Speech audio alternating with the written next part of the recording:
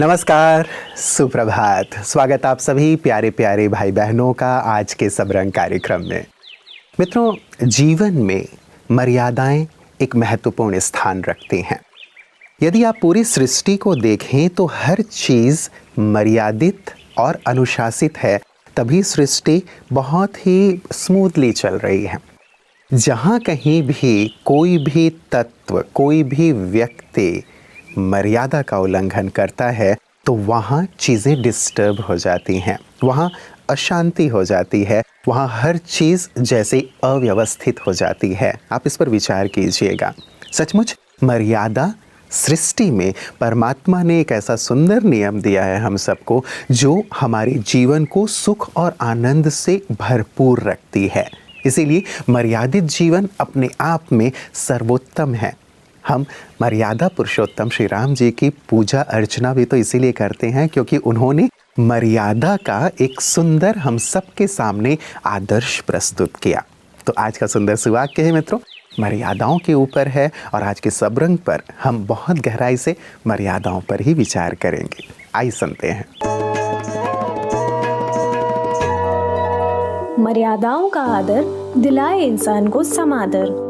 तीव्र गति से बहता हुआ जल और तेज रफ्तार से प्रवाहित वायु जब अपना असीमित रूप धारण करते हैं तो विध्वंस का विकराल रूप प्रकट होता है, जो प्रकृति तथा मनुष्य जाति के लिए बहुत हानिकारक साबित होता है। ऐसी परिस्थितियों में प्रकृति इतनी बेकाबू हो जाती है जैसे कि उसने अपने हदों को भुला दिया हो।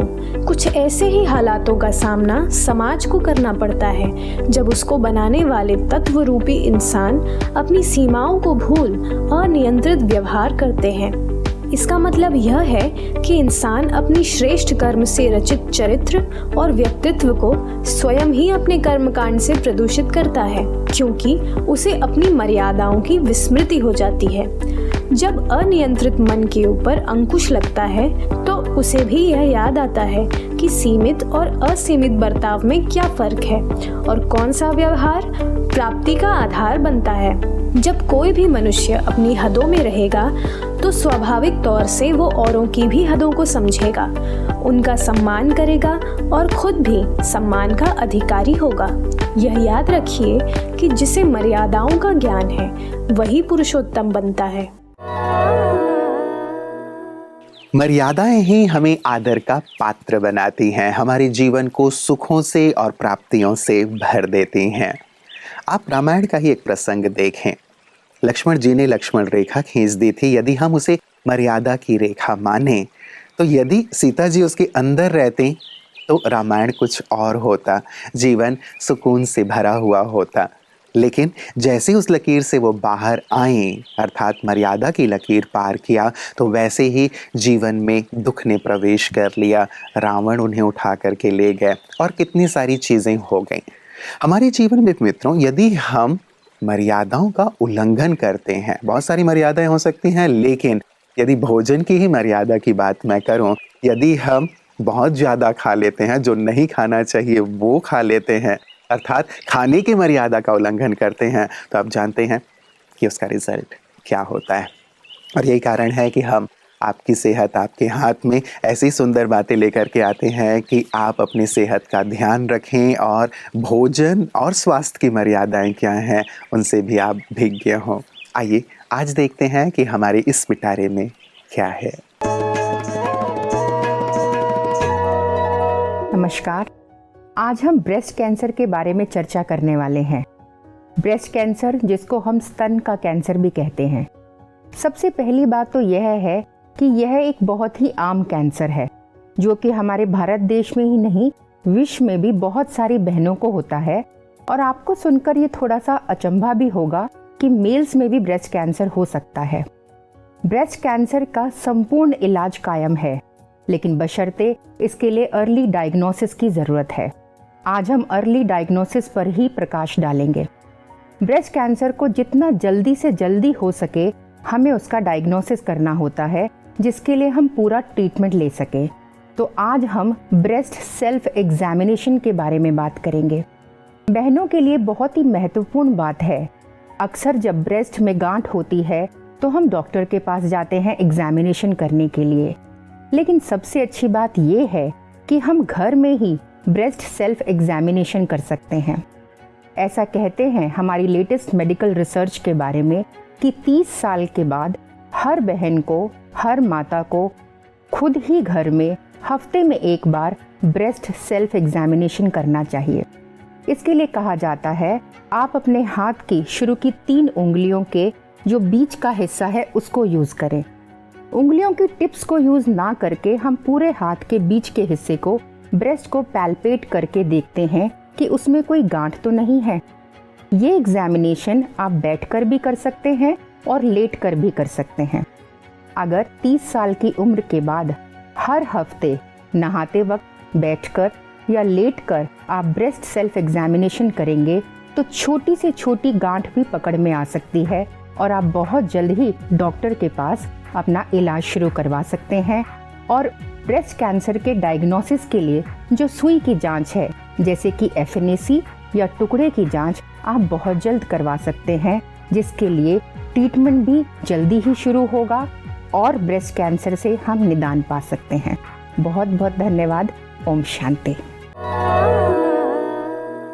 मित्रों, किसी ने कहा है कि कुछ भी वास्तविक नहीं होता जब तक कि उसे अनुभव न किया जाए, और हम भी ऐसे सुंदर अनुभवों को लेकर इसीलिए विशिष्ट जन की बातें विशेष में आपके सम्मुख आते हैं, क्योंकि सारे अनुभव हम स्वयं नहीं कर सकते, लेकिन हमारे विशिष्ट जनों ने अपने जीवन में बहुत गहराई से बहुत बसंत देखे हैं और अपने क्षेत्र में भी उन्होंने बहुत सारे कार्य किए हैं, अपने मूल्यों को साथ लेकर, अध्यात्म को साथ लेकर, और इसी के सुंदर अनुभवों को हमारे साथ साझा करते हैं विशिष्ट जन की बातें विशेष में।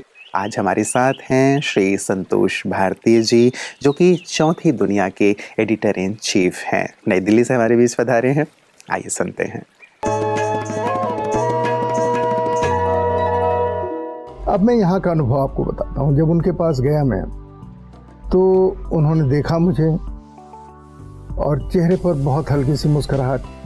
मैं झुका, उन्होंने सर पे हाथ रखा, थपथपाया सर पे। तो मुझे लगा कि लग रहा है सारी दादियों का आशीर्वाद मिल गया।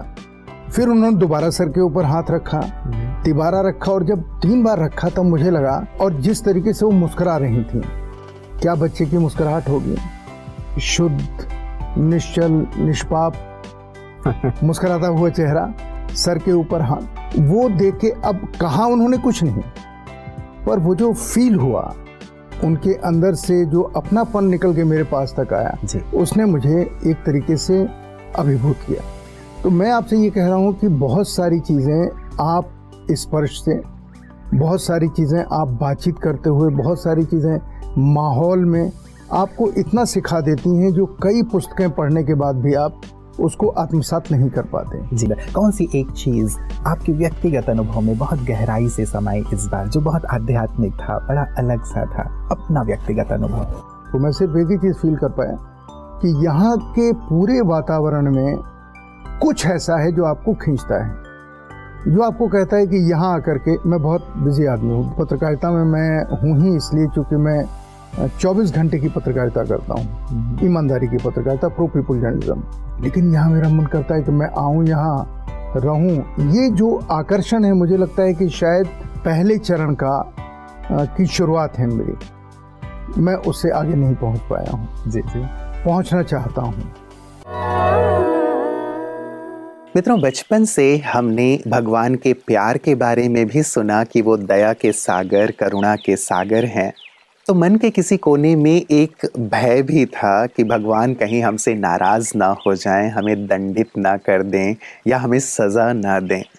मित्रों, सत्य तो ये है कि भगवान दंडित नहीं करते, लेकिन हम अपने कर्मों से ही दंडित होते हैं। भगवान तो हमें एक बार माफ़ भी कर देंगे, लेकिन हमने जो कर्म किए हैं, बुरे कर्म किए हैं, उनका फल हमें अवश्य मिलता है।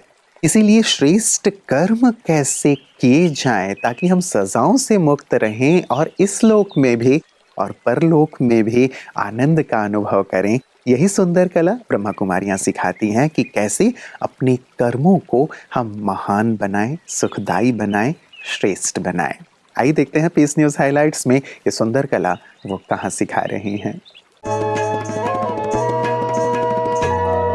मध्य प्रदेश के रीवा स्थित APS स्टेडियम में ब्रह्मा कुमारीज द्वारा विश्व एथलीट दिवस बड़े ही धूमधाम से मनाया गया। कार्यक्रम में मुख्य अतिथि मुख्य कार्यपालन अधिकारी सहायक कलेक्टर IAS सौरभ सोनवणे जी रहे। साथ ही MPCA अंडर 22 के पूर्व selector Shakeel Khan, doctor Brijesh Singh, MPEB अभिषेक शुक्ला राजपूत, BK निर्मला बहन, वरिष्ठ संयोजक BK प्रकाश भाई, BK सुभाष भाई एवं अन्य भाई बहनें भी मौजूद रहे। इस दौरान उपस्थित मुख्य अतिथियों ने अपने प्रेरणादायक बोल से सभी खिलाड़ियों को प्रेरित किया और अपनी शुभकामनाएं भी सभी को प्रदान की। मित्रों, किसी प्रभु प्रेमी ने एक बहुत प्यारी सी बात कही है कि यदि ईश्वर पर विश्वास है तो भय और चिंता कैसा, और यदि भय और चिंता है तो ईश्वर पर विश्वास कैसा। सचमुच बहुत ही गहन सी बात है ना। यदि जीवन में परिस्थितियां और बातें आ जाती हैं, तब भी यदि हम ईश्वर पर विश्वास रखते हैं तो सचमुच वो विश्वास हमें उन परिस्थितियों से सहज रूप से बाहर निकाल देता है। और यदि हम डगमगा जाते हैं, परेशान हो जाते हैं कि क्या होगा, कैसे होगा, तो हम और भी ज़्यादा उस दलदल में फंसते चले जाते हैं। विश्वास रखें, जो चीज़ आई है वो चीज़ जाएगी भी। बस मुझे ध्यान देना है कि मैं अपने कर्मों को सुंदर बनाए रखूं, अपने विश्वास को अटल बनाए रखूं और साथ ही अपने जीवन को मर्यादित रखूं।